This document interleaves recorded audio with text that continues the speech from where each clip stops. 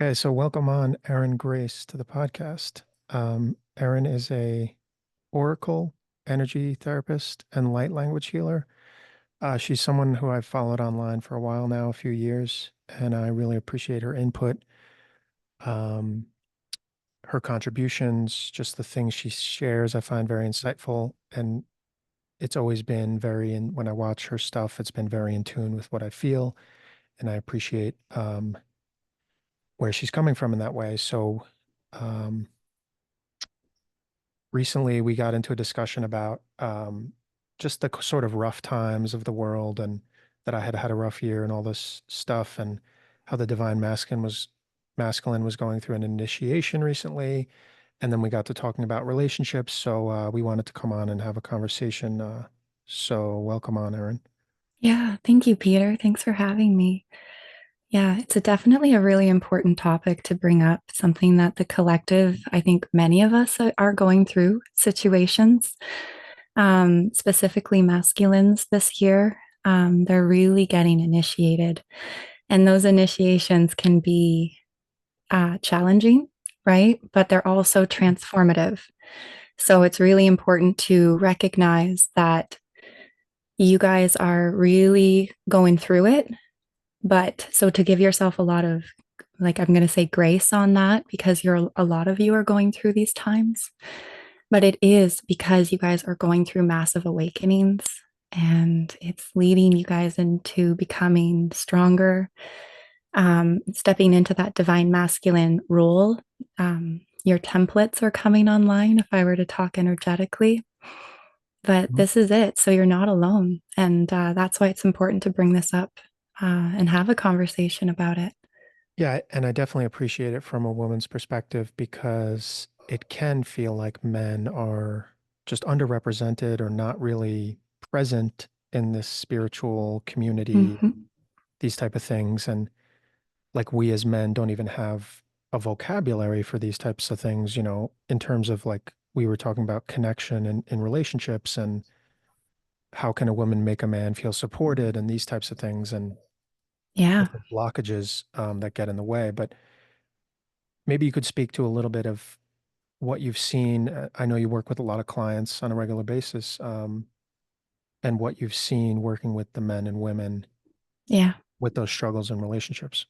Yeah, absolutely. So I want to point out that women have the last 4 years since about, like, I mean, I know that everyone's on an individual journey, but I'm going to speak collectively. The last 4 years, women have really gone through a lot of awakening as well, which is where you see women in the spiritual communities kind of dominating a lot of feminine energy. Also, there's a lot of support group for women. There's a lot of healing for the, like, healing the womb, women's groups, women's circles. And what we're not seeing a lot of are men's circles. What we're not seeing a lot of is support for men. And so, what I'm seeing in my clients is that a lot of men are ready to heal, but there isn't a lot of information out there. And so, and there's not a lot of support for them. And so they do feel really alone. And so they're processing alone. And this is where I'm working one on one with quite a few, like a lot of men are showing up to do one on ones with me. And that's because they feel comfortable in that.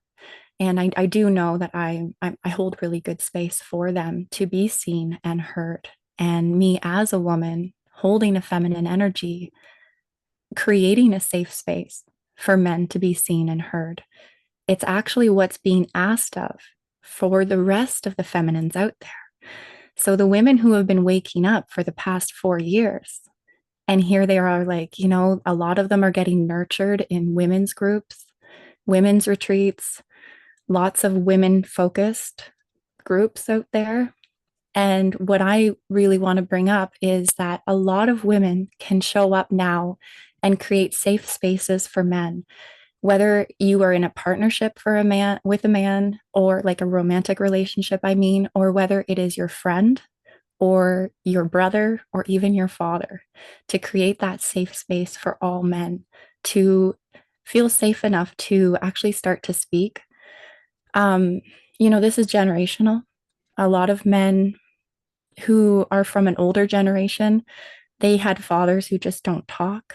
And that's the way it was, you know. Even my own father, his way of dealing with things is just walk away, come back when the problems cool down, and then pretend nothing happened. And, you know, and then we see this in, you know, I'm sure there's women out there who can relate to their partners acting in the same way, but it's because they do not feel safe enough to let down that shield.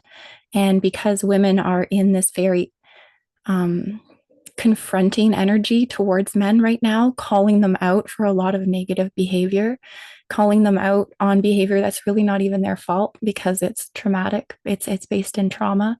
It just kind of compounds that lack of safety, and then, you know, they shut down and they're not able to speak about it.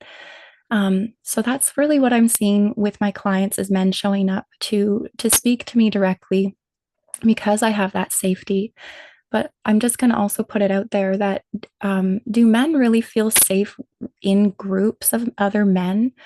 You know, do we really have that? Like even, you know, when we think about testosterone and masculinity, it's very action oriented and single focused and individual, you know, like, and so, you know, I'm kind of, and the only time where they really do, well, I'm going to speak for men, like the only time they really do soften and open up is when they're with a woman who is safe, soft, nurturing, the way women, the roles were always kind of designed to be played. So, Yeah, yeah. and I can say, um, as a man who's very much into this and in the spiritual sort of scene with this and doing the work, it can feel more lonely in terms of like because the traditional man just doesn't talk that way, like you say, like and even in groups of men, it's almost like taboo because you don't want to be seen as, you know, soft or wimpy or something like that. So, but you're right, like a lot of our fathers were somewhat mutes in that way, and that was actually an admirable quality, like a Mm, piece of masculinity in this American culture to not speak about anything and stuff it down. But at a certain point, like you said, generational, it's like ready to explode at a yeah. global level, you know, because we're all going through this awakening together, all this ugly stuff. And like you said, the women have, you know, their traumas and obviously there has been horrible things done, whatever has been done to them. But like you say, it's like almost like a misplaced, the anger like spill overflows and gets directed at people that don't deserve it, like just men in general. So I guess I would say, what's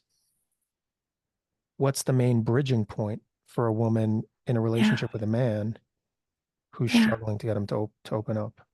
Well, here's what I've learned, and it's a little bit different.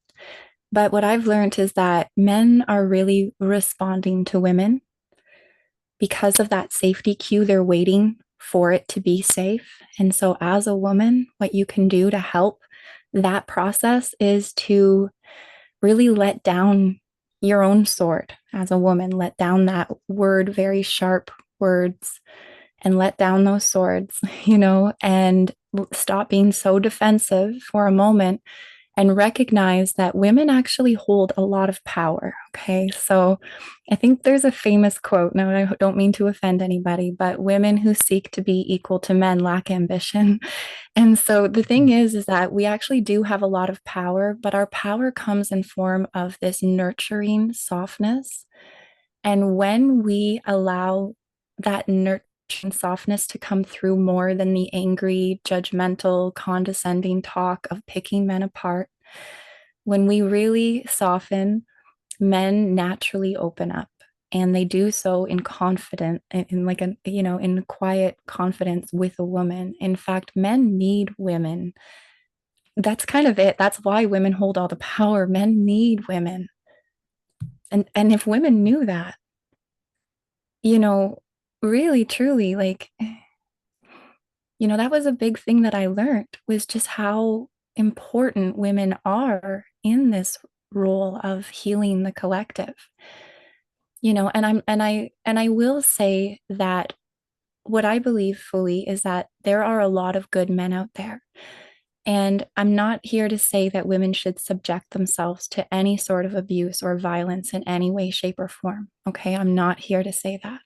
In fact, toxic environments are not okay to be in. And we see these patterns happening. So it's a very complex topic that we're talking about.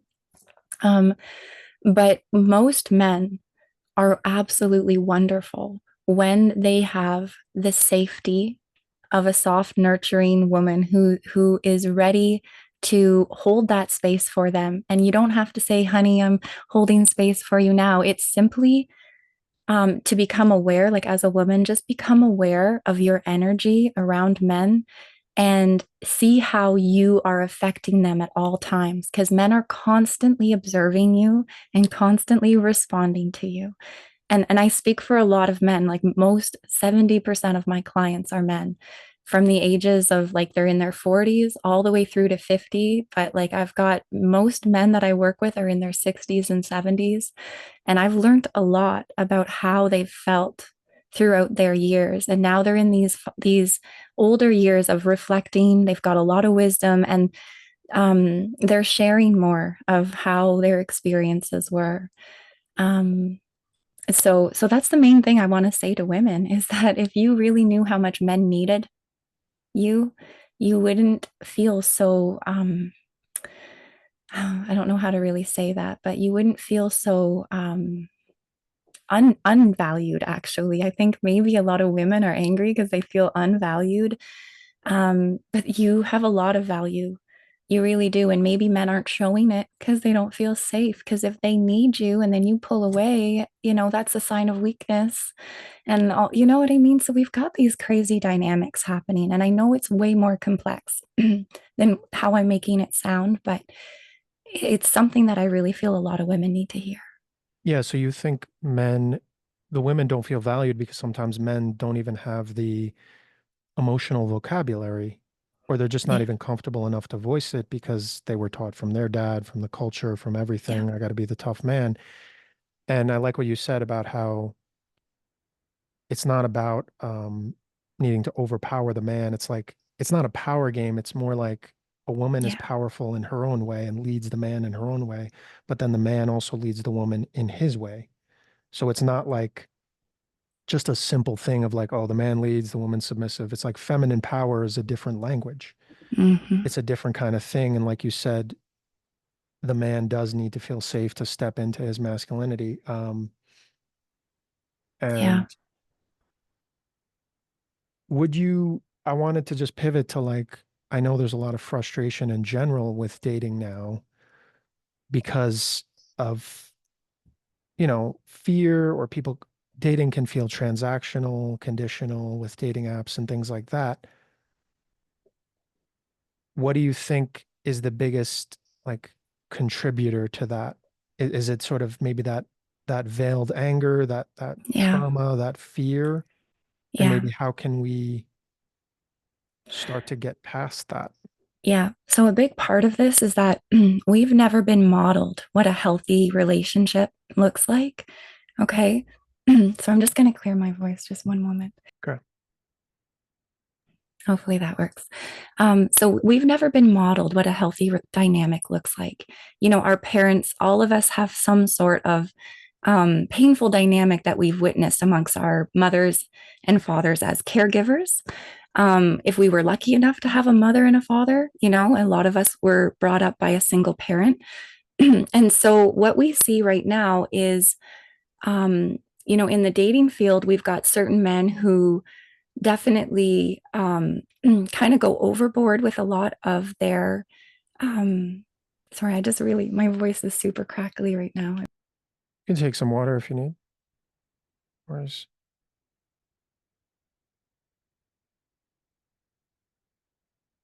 Okay, thank you.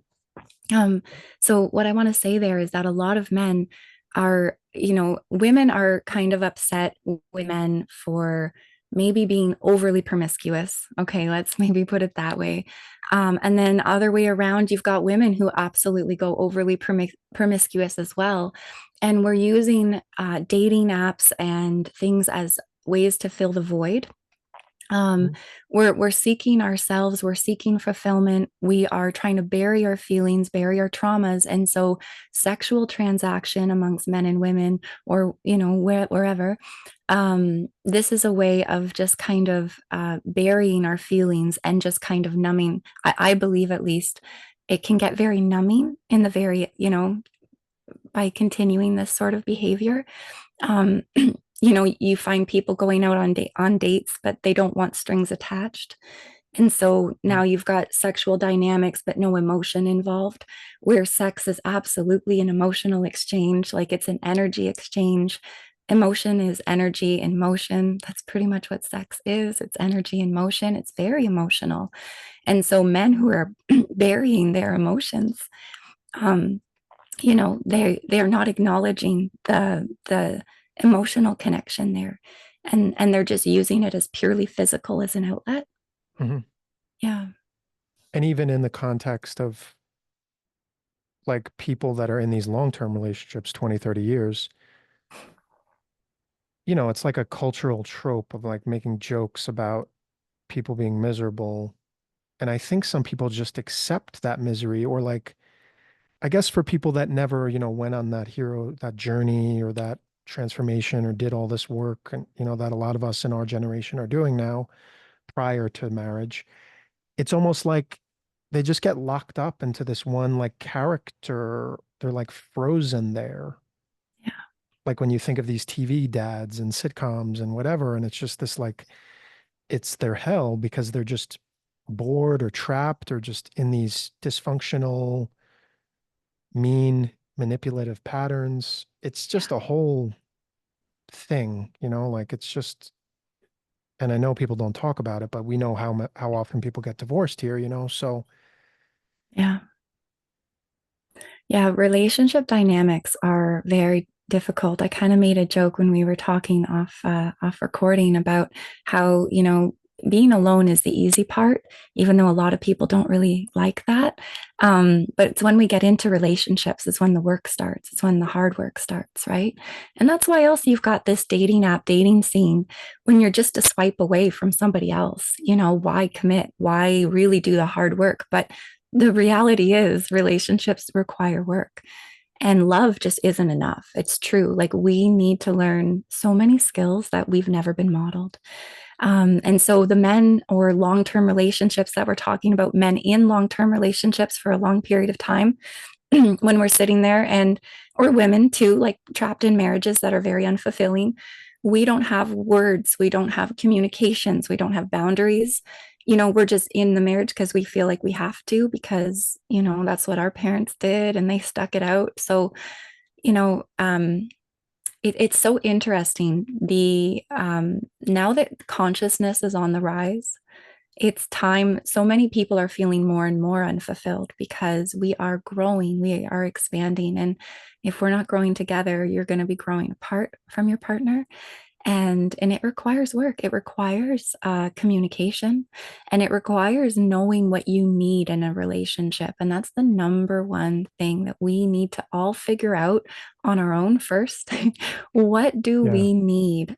Everybody, I'm sure you've heard of love language, but everyone has a different way of feeling loved, appreciated, respected, cared for. And so this is why I can't really speak for all men, because men feel that value and respect through different behaviors and different ways. And we need to know what our needs are. How do you feel valued? What makes you feel valued? What makes you feel respected?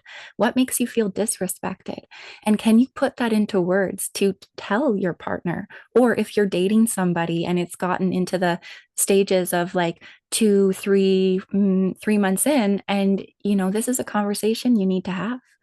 Or when you start to date someone, usually they're on their best behavior right away, hmm, and then you start to see traits later on. And when you start to feel unvalued and not appreciated and disrespected based on someone's behavior or actions or the way they speak, you need to be okay enough to actually say that that makes me feel, when you do A, B, and C, I feel really disrespected.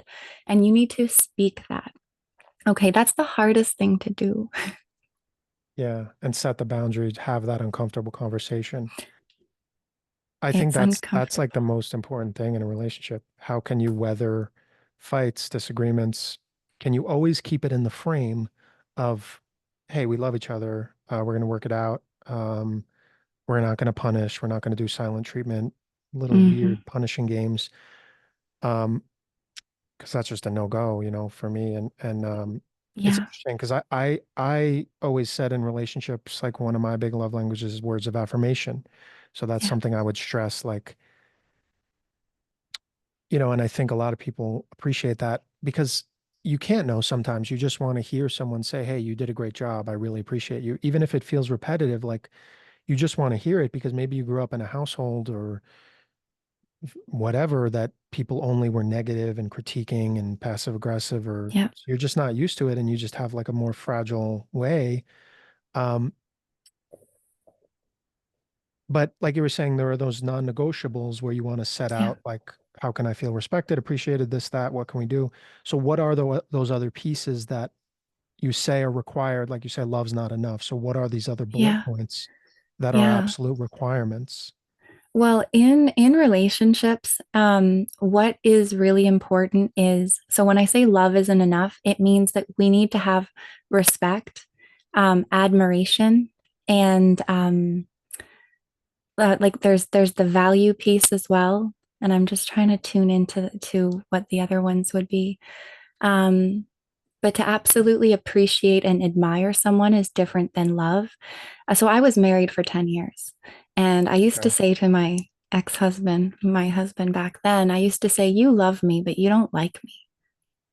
And it was true. We didn't spend time together. There was no time spent trying to hang out or even have a discussion. And yet I knew the love was there. Of course, he loved me. We were together all those years and we had children together and everything. And so there was love there. But I knew at the same time, it's like, where was that admiration? And so admiration is different than love.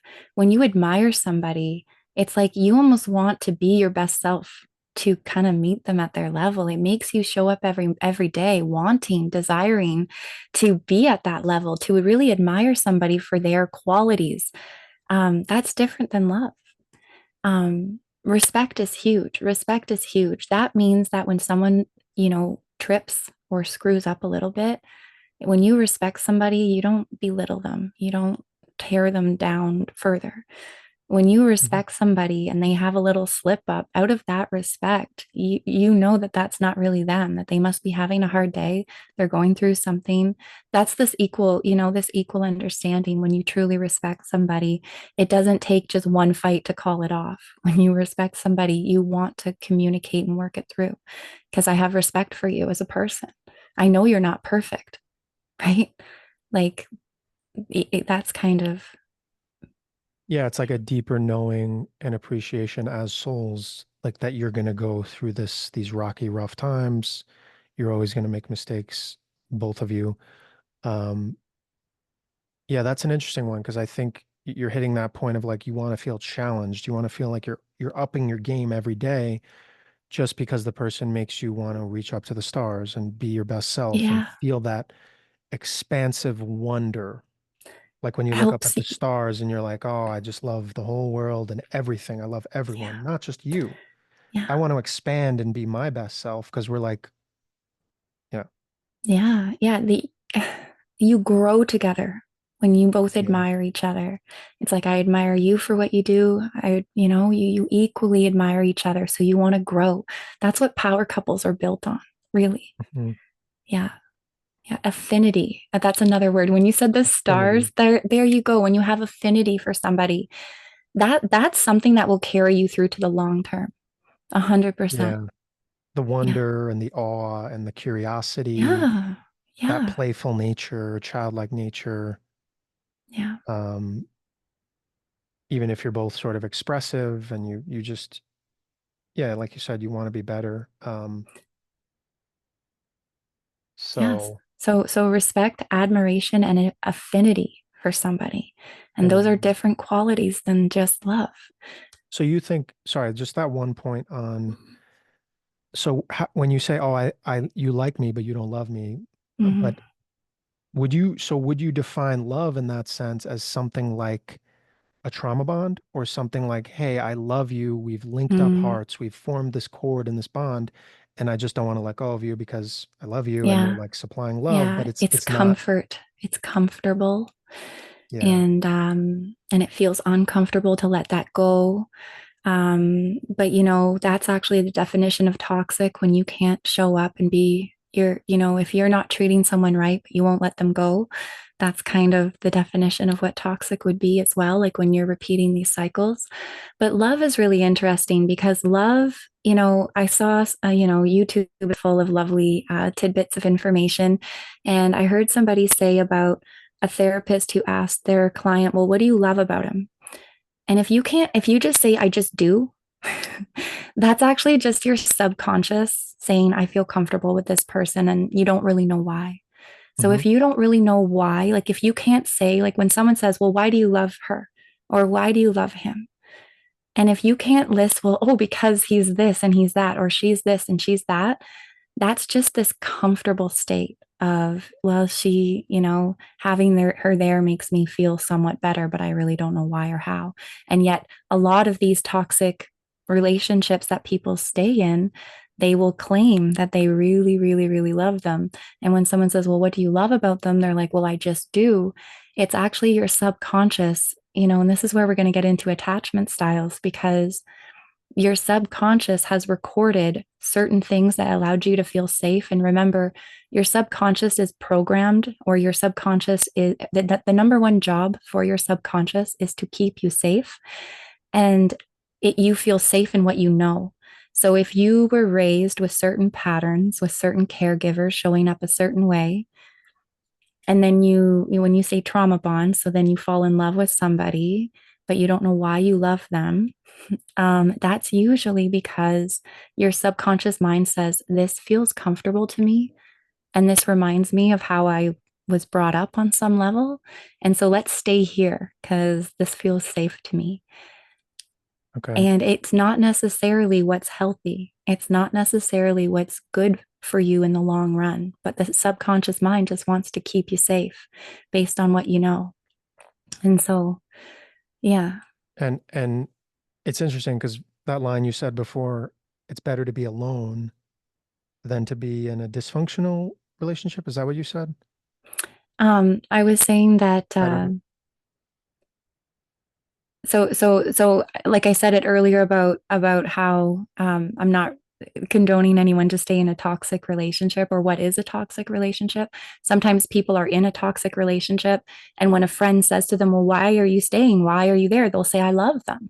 Well, why do you love them? I don't know, I just do, because it's toxic, but it Mhm. makes you feel comfortable because you were raised in a toxic environment. Therefore you've now you use the word trauma bond. So now that you've bonded to somebody that it has the same energy of the way you were raised.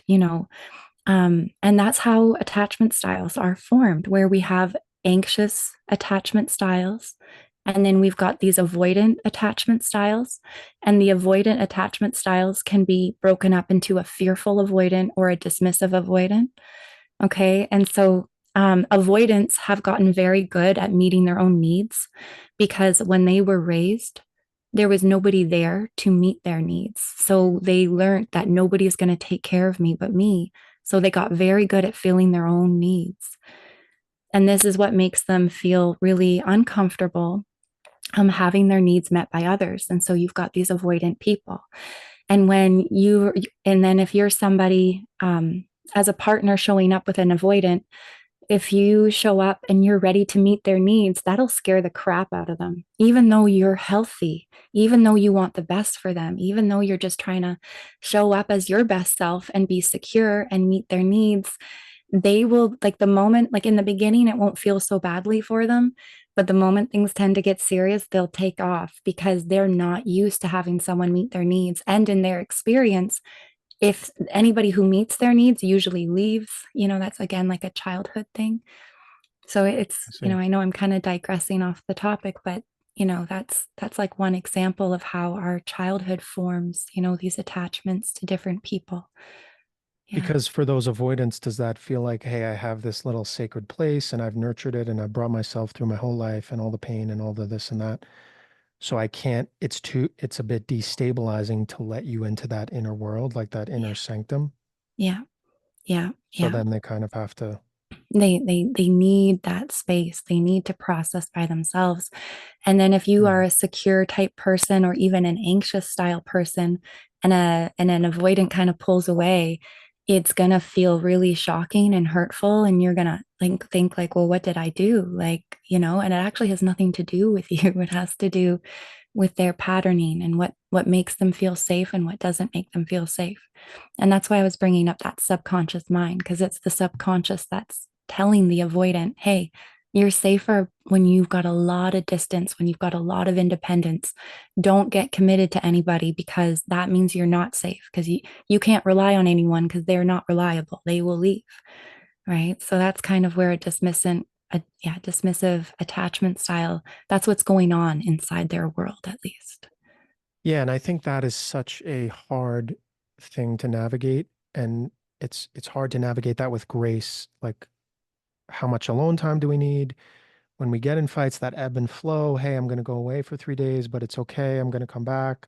And then Yeah. some people are in the hell of like, every time we don't talk, I don't know if I'm ever going to hear from you again. Yeah. It's so hard on people, but that's why, like you say, it's to have those agreements before you get into the deeper parts of the relationship of like, hey, maybe we sleep in separate beds or we spend time apart for this amount of time and we need this type of recharge. It's so specific Yeah. and individualized, Yeah. you know? Yeah. Yeah.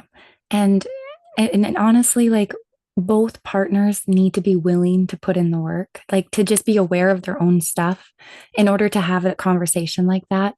And I think that's why it's important that like something like this, having this discussion with you for, people to listen to, it will bring this was never taught to us, basically. No. Like this is what we're moving into are these more conscious relationships, so that when we form a relationship, we're doing so consciously instead of letting the subconscious run the patterns.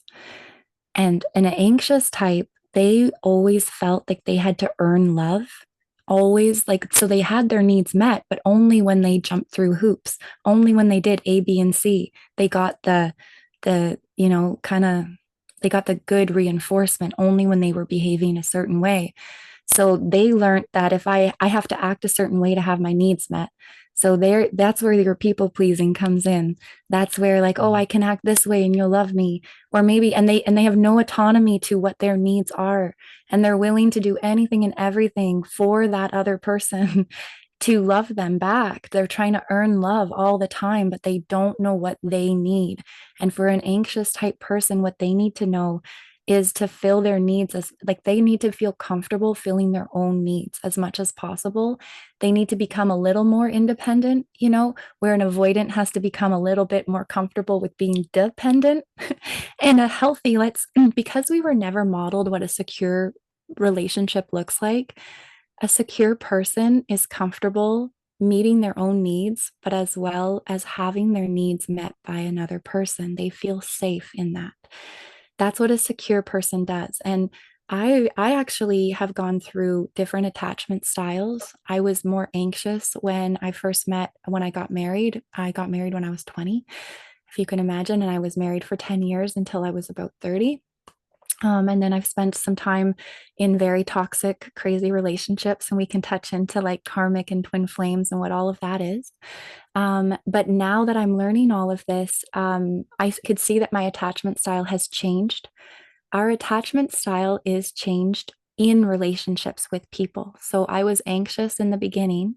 After 10 years of really feeling like I was stuck and trapped, when I got out of there, I became very avoidant because my fear was if I get into a relationship, I will be trapped. And I was really scared of attachment. I was really scared of commitment. I was like, and I'm still working on that. So where I'm at now in my own personal journey is learning how does a secure person carry themselves? Like if I was secure, what would I do in this situation? And I literally bring this up every single time, even in relationships to friends and family, but romantic as well. And I know that I am scared to let someone meet my needs because I was really let down in the past. And so I have big walls now, and I'm doing my best to not bring the past into my present and to really give people and open up. And I tell people right away, like, there's times where my fear gets the best of me. And, don't worry. If I, give you lots of space, like I'll ask for it now. Now I can communicate that, this is a little bit too much for me right now. And I do need to process, but I will come back. So just like you were saying, but as long as we speak about it and explain that it's not them, it's just my own fears getting triggered. And so, Yeah, that you make some really good points. Like I'm just, yeah, you're teaching me things as we go here. I'm just soaking it in like a sponge, mhm, and relating to a lot of it too, because I feel like the people pleaser thing is such a big thing for me, and I know there's a huge portion of guys that are like that.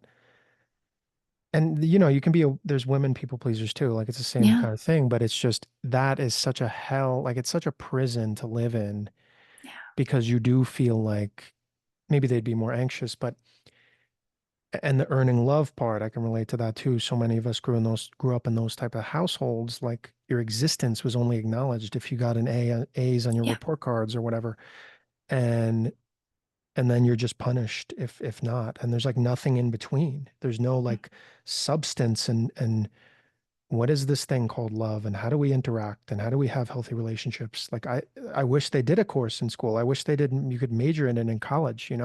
yeah, Looking back because we're just so clueless. We're literally yeah, raising ourselves, we're teaching ourselves from scratch. Um, so the people pleaser thing is really it's bad because when you bottle it up, it's so painful when harboring that resentment and you can't get your alone time. But I'm wondering, we talked a bit about, those painful relationships that you had. What is the thing or the part of that challenge and pain that got you to the place where you're now in more of a yeah. balanced, healthy place?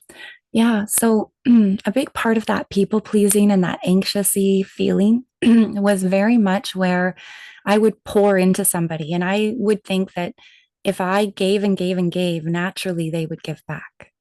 But we normally attract these partners that just love to drink up that energy as much as possible. So the one thing that I realized was that I basically got to a point where I completely depleted myself. So to be honest, my time here hasn't always been easy. Where I was very depressed in my marriage. There was no speaking up. I couldn't really speak on my needs because I was a people pleaser and I didn't know how. I never was taught. I never said like it was never okay to bring your needs up in my family setting. It was my parents' way or the highway, literally. Like, the door is there. And so I learned I had this fear of abandonment in a way. If I didn't act a certain way, what then? And eventually, I basically, Peter, it got so painful to keep the pattern going that I broke. Like, I literally broke. Um, so that's kind of what happened is I completely depleted myself to a point where I hit a point where I was like, I can't keep doing this. And this is where I started to find myself. This is where I did leave the marriage. It was very hard for me to do. I had this thing in my head about I had this thing in my head about I had to stay together for the kids. And then I realized I actually had to leave the marriage for the kids, so that they could see that this wasn't actually okay. This very off balance dynamic, right? Where you give and you pour and you pour and you pour into somebody who drinks it and drinks it and drinks it and drinks it and never, ever gives it back. So then, next relationship, I was very much kind of the same, except I was a little more of a fearful avoidant where I would give and give and give. And the moment that I realized I wasn't going to get that back, I would cut it off right away. But then he'd come back and then we do the same thing all over again. And I literally went through that like for 3 years of this repetitive cycle. And so what I realized was through these relationships, I learned to really stand up and love myself as much as I could, which meant if I really loved myself, I would choose a healthier dynamic, right? And so this is still like, am I in a relationship right now? No. Have I been in certain relationships? Yes. But not long term. I basically get to the 6 week mark and I see these patterns. I see patterns in myself and it's just not working. But I'm much better now because I did have a fear of just people pleasing. Even when I know the relationship isn't good, I would stay in it. So, in a way, I've improved because now I know that, hey, I already know the pattern. I can already see it. Um, Yeah. but basically, through all the hardship, I formed a deep relationship to myself. So that's like the short answer to your question is how did I get to a level, balanced out place? It basically got too painful to stay the same, and I had to make a shift. And the only way to fully shift and not rely on someone else to make it better for me was to really sit there and do the work, like literally the subconscious patterning, recognizing what was happening, not blaming anyone, and also just saying, okay, well, how can I fill my own needs as much as possible? Like we all have a need for connection, and that's probably the hardest one to fill on your own. But you can feel connected to yourself if you nurture yourself, spend time with yourself in certain ways. But I realized that I wanted a certain man in my life, at least the one that I would say would be my twin flame dynamic, maybe karmic, maybe just a catalyst in a way. I wanted him to show up for me. And I realized through this, mirroring image and like, mirroring shadow work a bit, I wasn't showing up for myself at all. And I really needed to start to show up for myself in order to attract somebody who was going to show up for me. It's kind of the way these patterns work. The moment that I started to show up for me, I have a lot of men now that show up for me. They're not necessarily romantic men in my life, but I have a lot of masculine support. And I'm so grateful for that. And as a woman, I recognize and I'm like verbally grateful to each and every one of them. And I feel like the more I'm grateful to the men in my life who are like my brother, my dad, but friends in my life, masculine friends in my life, I express that gratitude outwardly. And I feel like that has an effect and I feel like I'm at a point now where it's like, you know what? I'm attracting really amazing men. They may not be that romantic, perfect partner for me, but I want to acknowledge all the good men in my life. So that's part of my healing as well. Yeah, it's such a lonely place. Having been through it, like it's such a lonely place when you do sit with yourself because somehow you feel cheated by, and angry by the world. And I think I've talked to a lot of people that have that experience, like givers, Hmm. over givers. Yeah. Um, but then, and I've spent years in that situation where you're always coming back to that void and you're like, oh man, I'm just back to myself again. Just sitting here, breathing, looking up at the ceiling, and I just feel heartbroken and alone again. Oh, I'm never going Yeah. to find my person. And I wonder how much of that these takers or people that just can't give back what you need and you're pouring in and not getting back, it's like how much of that is just unconscious? Like it's not the same vibrational level and they don't even really know. They're not intentionally trying to scam you, but it's just like you're not being filled up and that is such a painful thing to transition from that lack mentality. I think what you're saying, like this lack Hmm. mentality that we learned as kids, or just in the world, to like more of the wealth and the having mentality, which is just like, all right, I'm discerning. This isn't for me. I can say no to it. Maybe this person has amazing qualities, but 6 weeks in, like you say, your radar is just right on, just Hmm. super sharp now. Yeah. Um, and you're learning to discern. Whereas before, it would feel like, oh no, I'm never gonna have love if I turn this Hmm. person down. I'm never gonna find someone so beautiful. I'm never gonna find someone so funny. Yeah.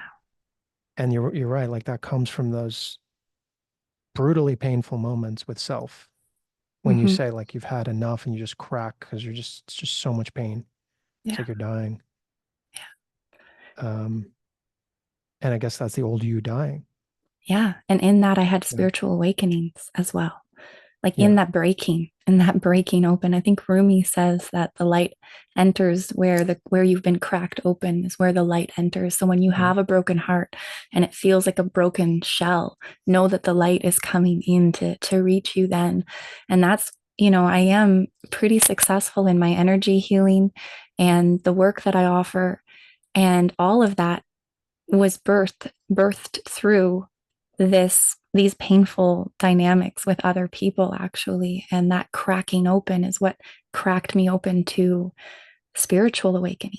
So, and my joke is that some people go to Peru and take ayahuasca, but honestly, relationships have been my biggest initiation.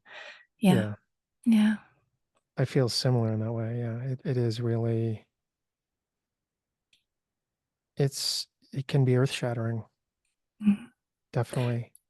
So what I realized is that you know, I've also dealt with a lot of people who just stonewall, so there you can't even get the closure. You can't even have that conversation of feeling heard or acknowledging, how it was in the like even when the relationship is over, it would be nice to be able to at least get some closure on that, and so I've dealt a lot with that stonewalling where there is no communication anymore.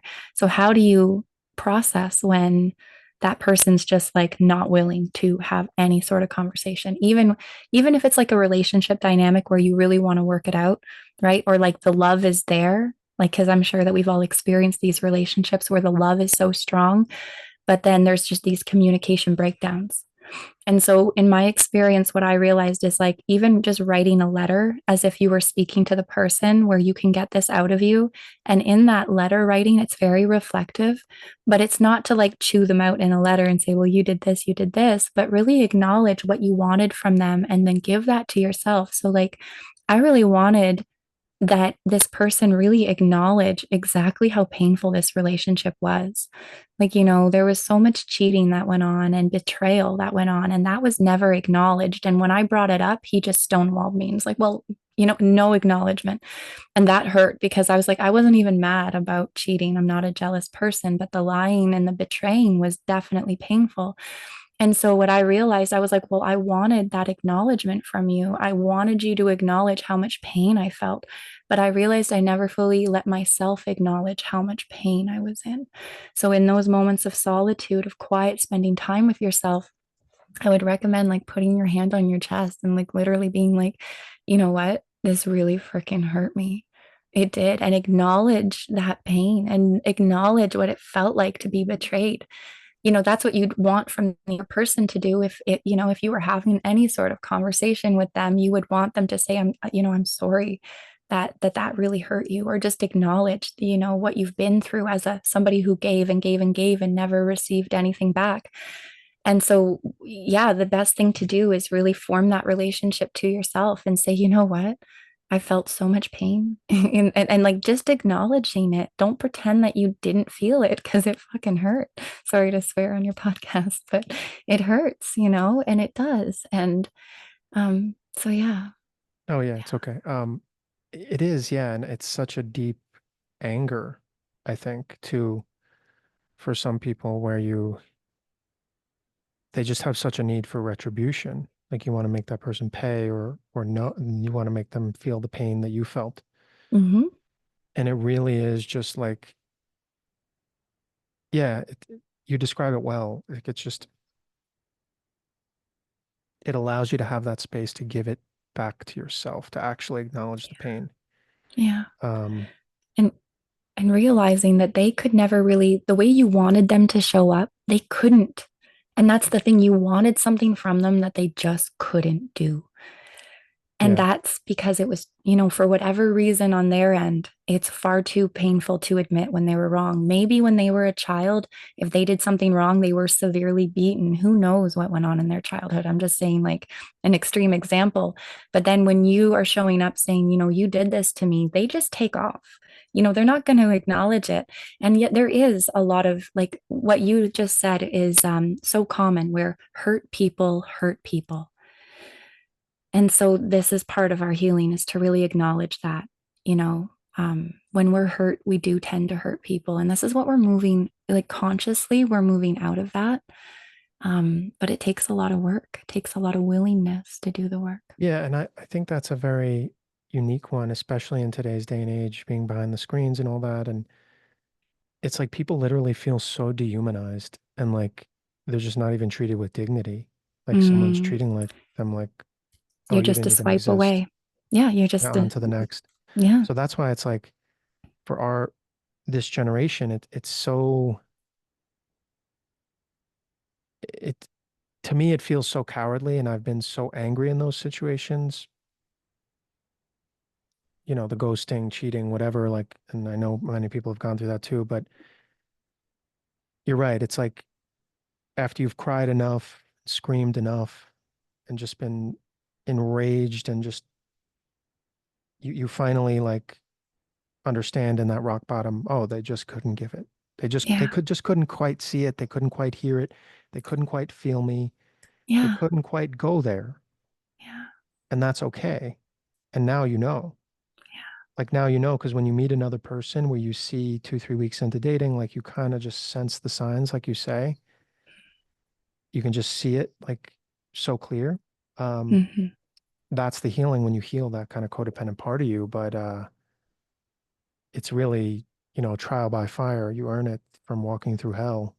hmm. Well, because we've never been modeled that. And so we are Yeah. the generation to become consciously aware. And it's hard because we are like blindfolded going into this. But the hopes are when we figure this out on some level and we start to form healthy, secure relationships with one another, the next generations won't have it. So it won't be so they won't be so blindfolded, you know? They'll have this Yeah. modeled. This is more of the conversation that we need to bring up. You know, I hope that in the future we have more education on this, you know, like Yeah, and even traditional therapy is starting to expand in on these attachment styles. that's why I'm glad we're talking about it. And it's just because when you think about it, sometimes, maybe during childhood, did parents totally ignore our existence? We felt totally neglected. Um, these souls that in our generation that came in, like these old souls that were almost like raising their parents emotionally, Mm-hmm. like on a totally different level. And then, like you said, the generational curse breakers, it's just so painful. It's just this whole thing of family and just breaking and feeling invisible. And Yeah. it's almost like this split personality thing. It's such that's a whole nother topic, It's but complex, but what it's, I would say to that is the only thing we can control is how we show up. And you are actually breaking the generational curses by just maintaining your responsibility for your own behavior, your own actions, because you can't jump in your parents' body and actually change the way that they're acting. You can't force anybody to behave a certain way. You can't be in a relationship with someone and jump in their body and make them treat you properly. So what the only thing we can control is ourselves and our actions and our reactions to things. And that's all I'm asking for from the collective is that you don't need to go and save anybody else. You don't need to like really do anything except show up in your try your best, you know, your best. And if we all took responsibility, we would really be in a balanced place right now, right? Because we'd all be responsible for our behavior, for our actions and our reactions to things. So that's the one thing that we can do because it gets really, really, really complicated. And yet our families can really trigger us. And that's kind of where our work comes in. So when our families are triggering us, how are we going to respond to that? Or when our families want to overstep our boundaries, or if our families or partners want to drain us because we have a lot of that feeder type energy even amongst siblings or parents and caregivers. And so we need to put a stop to that out of our own autonomy. Like we need to say no more. And it doesn't mean, you know, they might not like that. They might say a lot of things to you, but that's not really your concern. What other people think of you is none of your business. Just stay in your lane. Focus on yourself and become the best version that you can be. And by the law of attraction in the universe, you will start to draw in these dynamics and these relationships that actually reflect the work that you have been doing. So we can do a lot of like pointing the finger, right? And it's okay. Like, so interesting because I always say as well, it's not our fault. Okay. So that's where, like, we want to point the finger because we can see that these patterns and these dynamics that our families or our relationships with other people like, they caused us pain, they caused us wounding, they caused us trauma, right? So that can't be your fault. It's not your fault that you were in an abusive relationship, right? But what I will say is that it's our responsibility. It's my responsibility to make sure I'm not going to allow that to continue. That's my responsibility. It's my responsibility how I process it once I leave, right? And so it's not your fault, but it's our responsibility as this generation that you and I are in. It's our responsibility because that's kind of our soul contract coming in here. Not your fault, but Mhm. your responsibility because no one else is going to show up for you. No, like if you're not going to show up for you, who's going to show up for you? If you're not going to put up boundaries, who's going to put up boundaries for you? Nobody's coming to save you. That's a big one. That's a huge Oh, one. yeah. You've got to do it. You've got to. And that's the point that I got at in my relationships when I hit rock bottom. I realized that if I don't do this, no one's going to come and rescue me. Like, no one's going to say, Erin, you're a good person. You deserve all of this stuff. I had to do it. I had to literally put my boots on the ground and make choices. And, so this is where else a lot of the spiritual community is, the action oriented piece is a big part of it, right? You can wish your way there all you like, but you also have to take responsibility and do the work. Yeah, and I think there's nothing that can, like we say, like this trial by fire, these catalysts of these relationships, there's nothing that could save me or save you from going into the fire Yeah. and like feeling this most earth-shattering heartbreak and like you said, it's like an ayahuasca ceremony or It harder, literally is. It's harder. It's harder. Yeah. It's not just a couple nights of doing, and then you get to come Yeah. back to your normal state of consciousness. This is Yeah, like real. Yeah. because you're working with another person who's has their own heartbreak and their own issues and their own, when you form that cord, um, with intercourse and just the cords that are formed, Yeah. it's like this balancing act. And you might feel that person's collapsing, so you feel them dragging on you, pulling on you, then you're collapsing and you're pulling them. And it's just this dance of like, man, I'm going insane. This roller coaster ride is insane, Hmm. especially when it's the first kind of loves. Like, as you say, the spiritual awakening happens. And then loves after that are just different because they're much deeper, much more like you're aware of all these other forces. Um, but that's a delicate dance to find someone who you can truly grow with, like we were talking about. Yeah. Like, because I think I've talked to people that are like, well, I just can't find someone that can, keep up, or Hmm. I get bored, or they don't quite understand this, or my inner journey. And um, so much of us are in this generation are finding ourselves are super mission and purpose oriented. That's just how we came in, Yeah. what we're doing in this transition time in the planet. Um, but maybe what would you say to those people that are maybe in your similar position, but Hmm. they wonder like, oh, does this person exist? The world's going crazy. I've Yeah. done all this work, but and I have really high standards, but maybe there's just not that many good men out there. Maybe there's just not that many good women. Like, how do Yeah. they? Well, and see, the thing is that I believe that like we can bring out the best in each other if we know how to communicate what we need. So obviously it's important to have this foundational thing there. Like when you're first meeting somebody, and I wouldn't really recommend like, falling in love with potential. That kind of leads to disappointment as well, right? Mhm. However, if you know, if you've, okay, if you've got somebody who's really, really willing to work with you, that's a quality that I want in a relationship. Because if I've got somebody who's not willing to look at themselves or do any sort of improvement or work at all, like when you bring up an issue, do they listen to you and say, oh yeah, like I see your point and I'm willing to kind of shift? Like if you've got somebody who's willing to work through issues, that's a big one because in my past at least, I dealt with people that if I brought up any of my needs that weren't being met, they were gonzo. There was no working together. And so if I got someone who won't work with me at all, there's nowhere to grow. So I don't think that like, maybe looking for the person that ticks all the boxes, maybe that person doesn't quite exist yet, but it doesn't mean that those people won't grow into somebody that you can be with. And what I've realized, and now this is a good point too, with internet dating, when you go on a date with somebody and we're adults, it's very likely that you're intimate with someone right away. And it's actually because Mhm. we don't, okay, you're meeting a stranger. Literally, you've only seen them online. It's like a total stranger off the street. Now you're spending one on one time with them. And if you're alone with them, it feels really uncomfortable. And sometimes you just want comfort. So it feels comfortable just to start making out and just start being intimate with them because it breaks the ice. And so the thing is that that's a pattern. And what I would say is that what if we actually started to look for friends? What if we actually built friendship with people and built a foundation and then decided, you know what, we're really, really good together. I really, really like this. I like how we're balanced. There's an equal give and take here just as friends.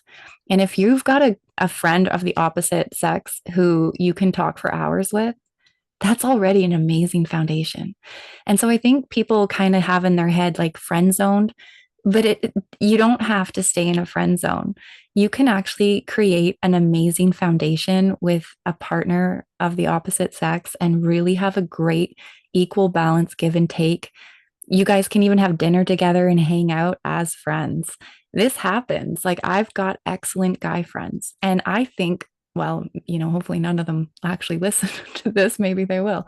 My point is that I feel like out of these men who are excellent friends for me, and they're there to support me and cheer me on and make me be my best self, if that evolved into a relationship, that's a soulmate bond. Like that's something that's long term because we've already got a foundation. Like like I've been friends with somebody for 4 years and this guy changed my life. Like he got me doing breath work, he got me doing ice dips. 4 years has gone by. We never thought anything that there would be any chemistry there ever, right? And he's going through a lot right now, but like we've just realized that like you know what? I'm really really grateful for you. Like really grateful to a point where it's like, wow, is this like a form of love that I've never felt because it's actually healthy and it's Yeah. not toxic or it doesn't have that push pull dynamic of what we would say chemistry is. And so, it's just it's interesting because I'm still learning. And I'm like, wow, I never really considered that as an option. But now that I'm looking at it, it's like, wow, I like having a man like that showing up for me the way he did. Just a point. Yeah, and in a way, for women that have had repeatedly horrible relationships with men and father figures, that's a way of like repatterning them to just say, oh, Yeah. well, this is a great guy friend that I can feel safe with, Yeah. and that's healing. Um, And the reason why we've been friends was because he was in another relationship. So we always just stayed friends, right? Like it was like group setting. He's with somebody else. I was with somebody else, but we're really good friends, and this is years now of building a friendship. It's fascinating. yeah, and it's um the programming is so strong for men that, you know, the whatever media, all that Yep. stuff that you can't have for both men and women, you can't have girlfriends if you're a guy, Right. and I think what plays into that is the lack of sexual discipline, Mhm. like the idea that we're just total idiots that can't control ourselves, Yeah. and It's not true. maybe part of that, yeah, it's not true. Um, but maybe it is partially for a portion of guys, and Mhm.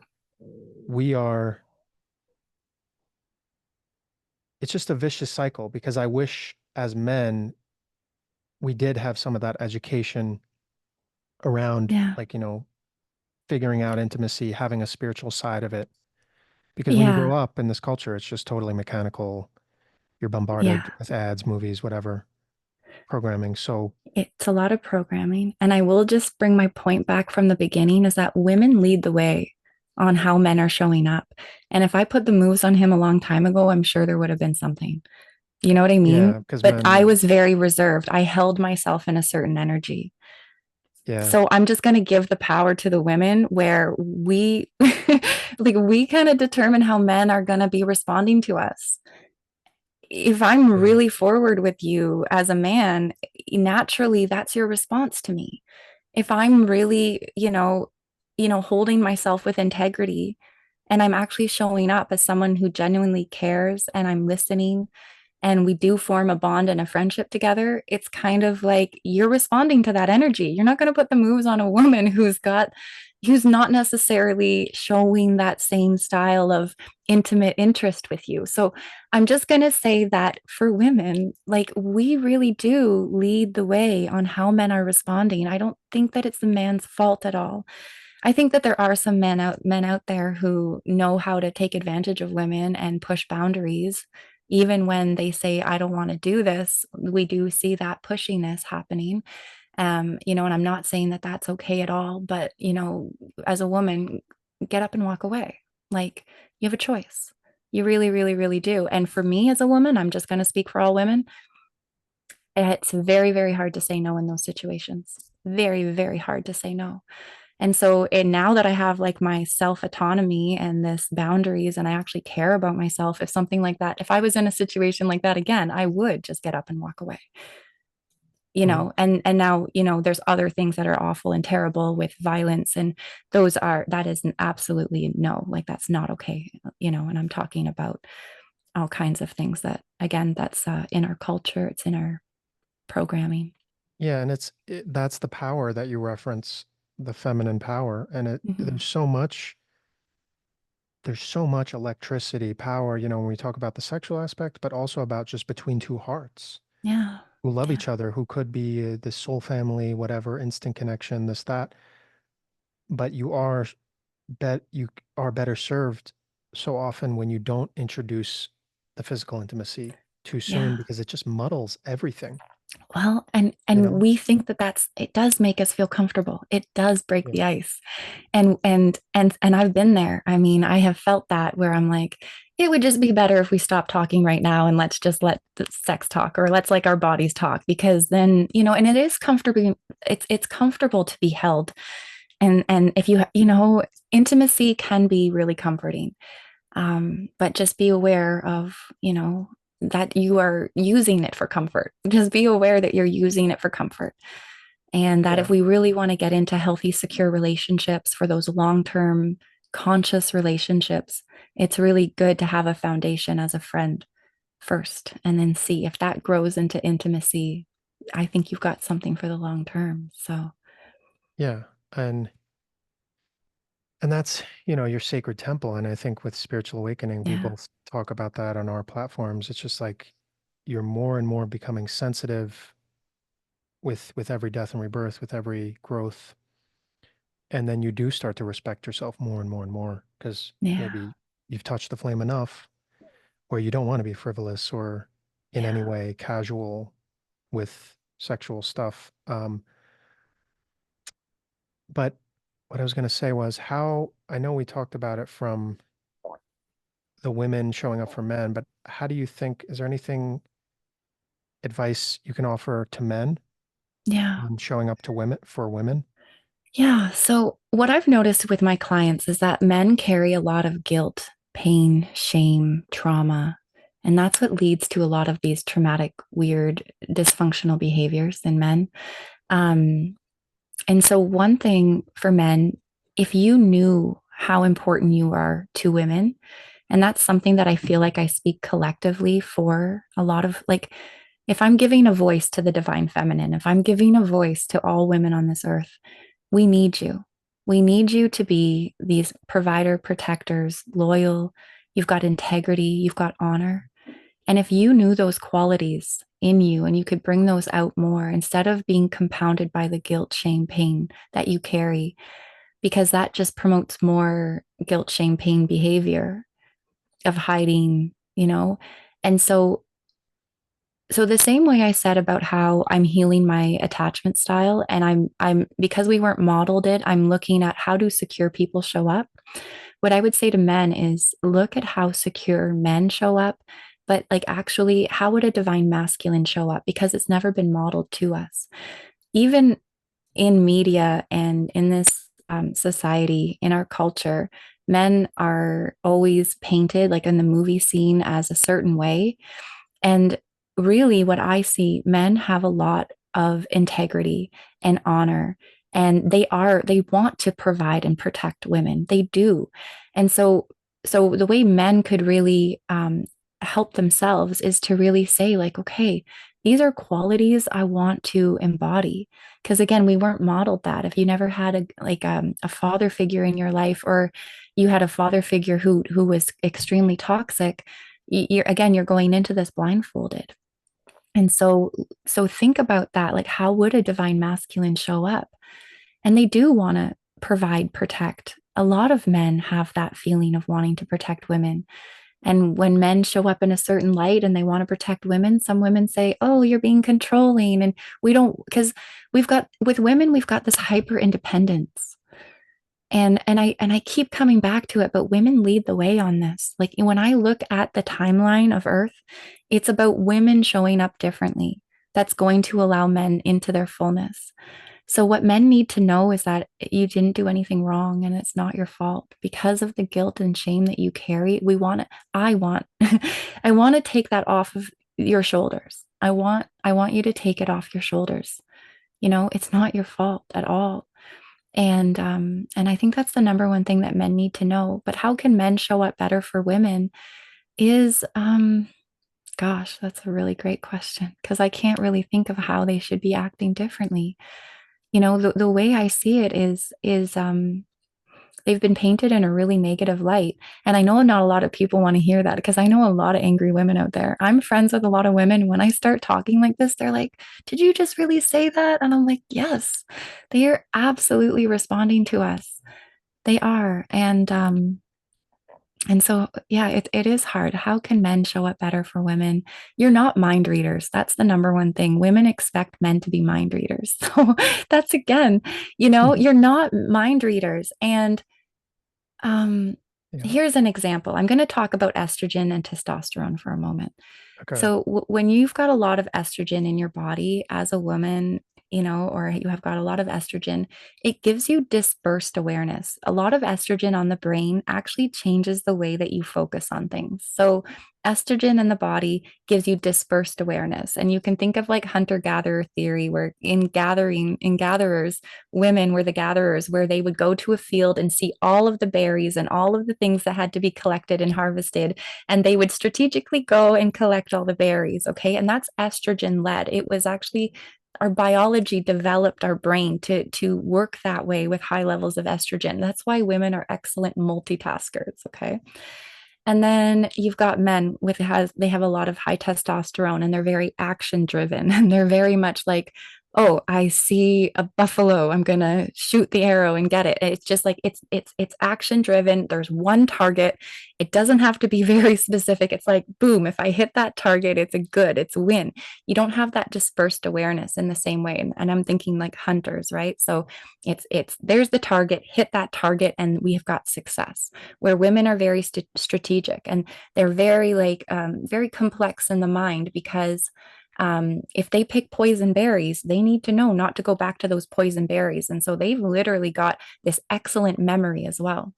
And so, in relationships with men and women, women get really frustrated at men for not being like a woman. "How come you didn't notice this?" Or "How could you forget this?" Or "What are you doing?" And they literally get mad and they pick men apart. But men are like, they're literally like, "What do you mean?" They're totally innocent. I'm sorry, but like so many things that women are mad about towards men, they're innocent in this. They have no idea and they're not mind readers. They didn't know. So one example in modern day in marriages or couples where maybe the woman actually made everything nice and the man's coming home and like I'm thinking in traditional roles here. Please don't get overly offended. Like your listeners are like, "What do you mean she's cleaning the house?" I know we're meant Mm. to be sharing tasks. I know we're meant to have like we should be supporting one another. But let's just pretend that a man who worked all day to provide and protect for his family comes home and he takes off his shoes and he walks into the kitchen and all of a sudden he notices that his wife is really mad at him and he really doesn't know what he did wrong. He's like, "What did I do? I literally just got Mm. home. Like, what happened?" And she's giving him the silent treatment. And she's mad because he didn't notice that she did all this stuff in the house and was like, "Didn't you notice that this is done and this is done and I put this here and you didn't even," and she feels underappreciated.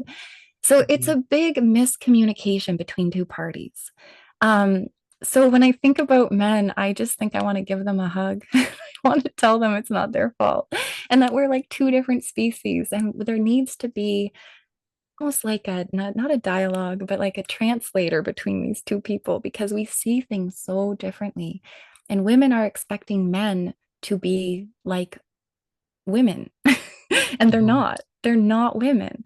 And then, and then they're like, I have to do everything myself. And they become super hyper masculinated and super independent when all men really need to feel valued is that, they are able to do something for you. How many women can't accept help? Like, Yeah. they're hyper independent. And so, what I'm encouraging women to do is become softer and let men show up for you and accept that help. And don't get so angry that they didn't notice little details because their brain isn't wired that way.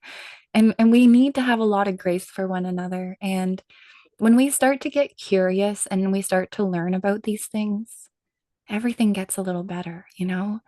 Um, Yeah, and I so, think we're all going through it together now. As the world just keeps, you know, mhm. these awakening, these explosive moments, but just the willingness to keep showing up to the table. Yeah, Um, Maybe seek the help you need, therapy. Um, and then the way I see it, men had to kind of,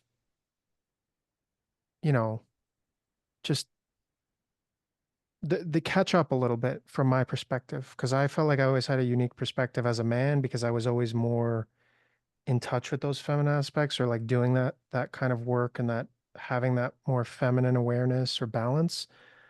So I can feel strange as a man, like alienated almost. mhm. Um,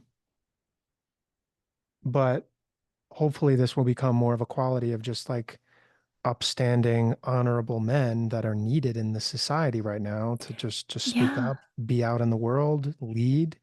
yeah, Um, Not just of like spiritual men that have this awareness or have do this emotional work.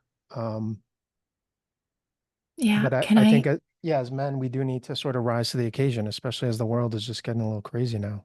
Yeah, and this brought me to a good point, and it's actually what I should have said when you first asked me about how men can show up for women. So women won't get out of their masculine, hyper independent energy until like women won't be sweet and soft until they feel safe, Yeah. to do that.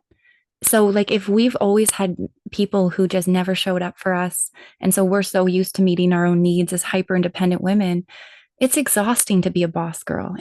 Exhausting to be a boss lady all the time, doing everything by yourself, even though sure, we can do it. Sure. But Yeah. it's really nice to be able to take that working hat off and soften into this really sweet woman who doesn't have to do everything and is open. And that in turn will allow men to feel safe to let their guard down. So maybe this thing. So men need women to be nurturing and sweet, but we won't feel sweet and soft and nurturing until we feel safe enough to do that. So, men being provider protector, that is something that you can do is to really help her feel safe to not do it all by herself. To say, I am here for you. And when you do, when one thing that men could really do is that if you say you're going to do something, really do it. That's how you build trust. Trust isn't just, there is such thing as unconditional love, but there's no such thing as unconditional trust. You know, Yeah. that's just stupid behavior because it'll just keep, attracting the same pattern.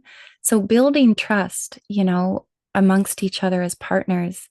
So, if you say you're going to show up and be there to help her on a certain day, time, do it. That'll build trust and she'll soften. That's a really actually a good point, a really good point. Let her feel safe that you are going to be there to meet her needs so that she can be soft, you know? Yeah. And I think just, and add to that, like, don't invalidate her feelings. Yeah.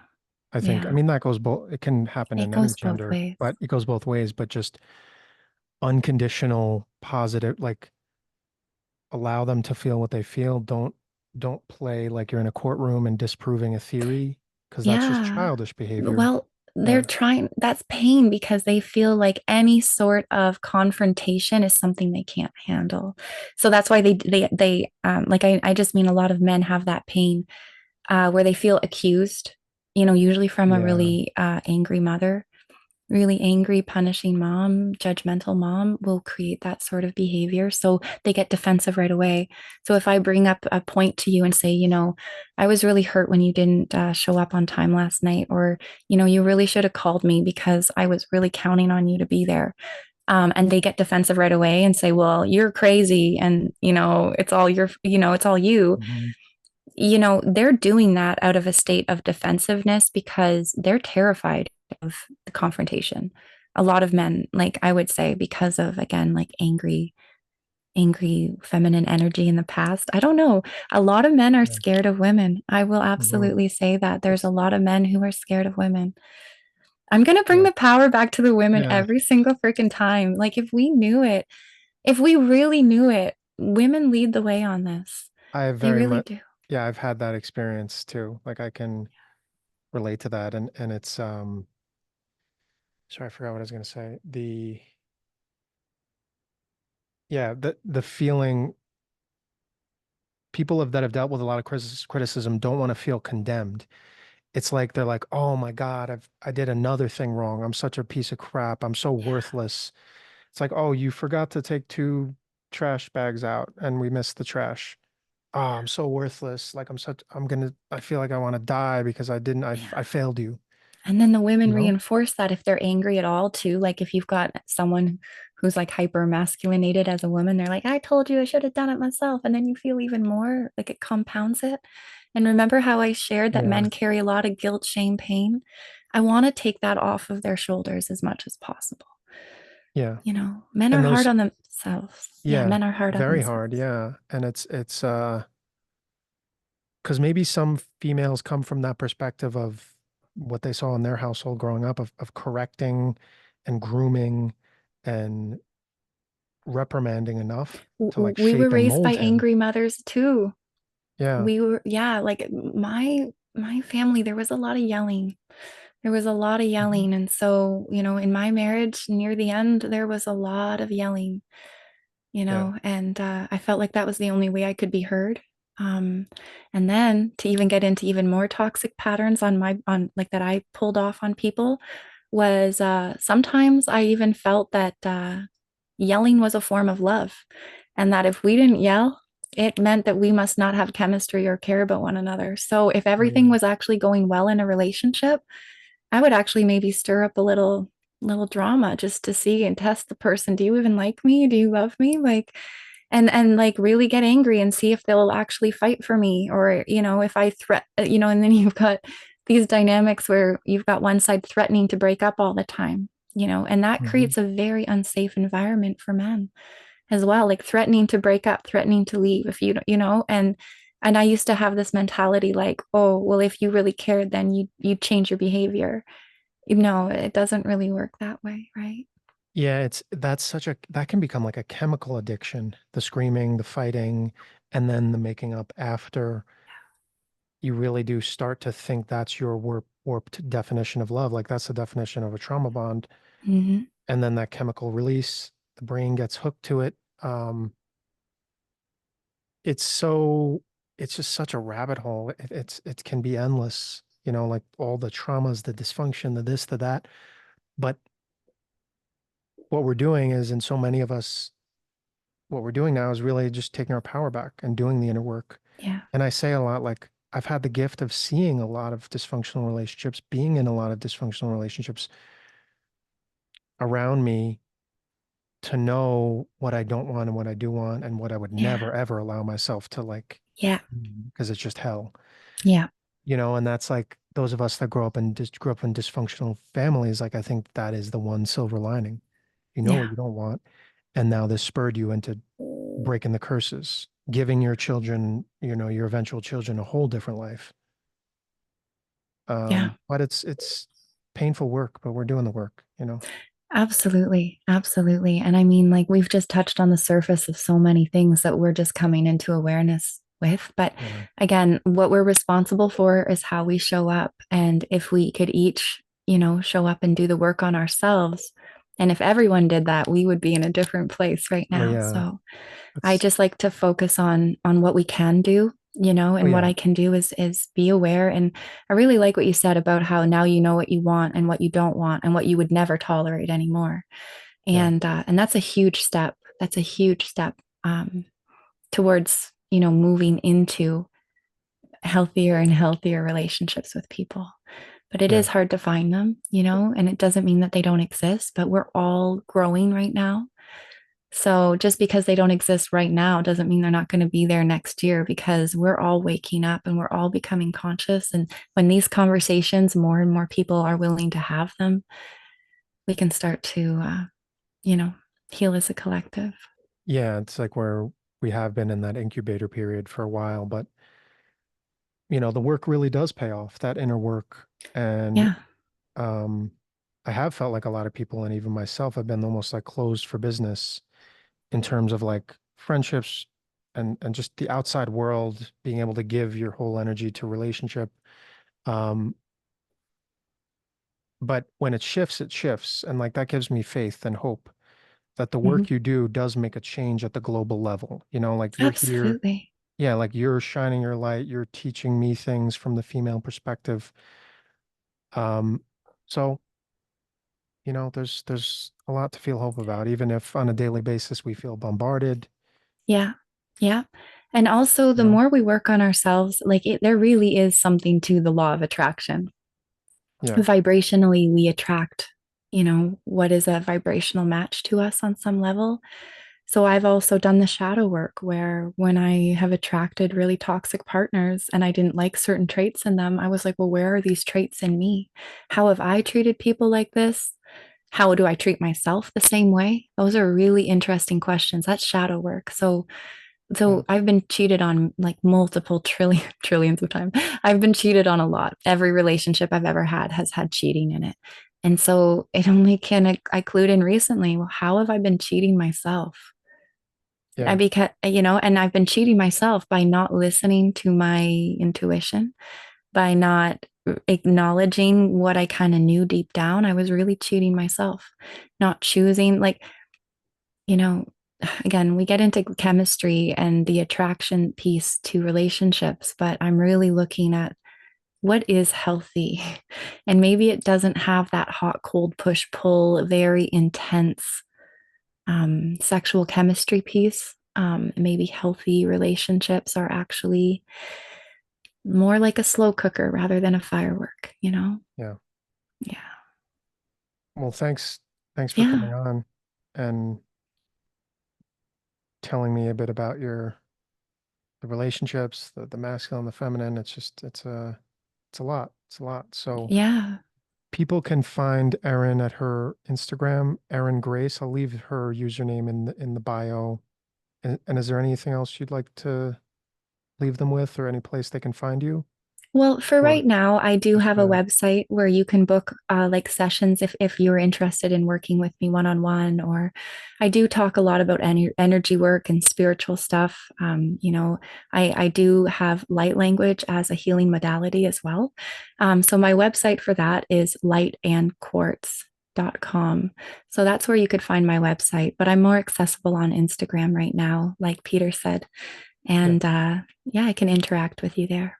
So I'll leave those links in the description. And I always love watching your light languages, and I find them very calming and soothing and activating. And I always take something from what you share. So Mm. um, thanks so much for being on. Hope we can Yeah, it was a real talk soon. pleasure to talk with you. Thanks, Peter. Yeah, thank you so much, Aaron.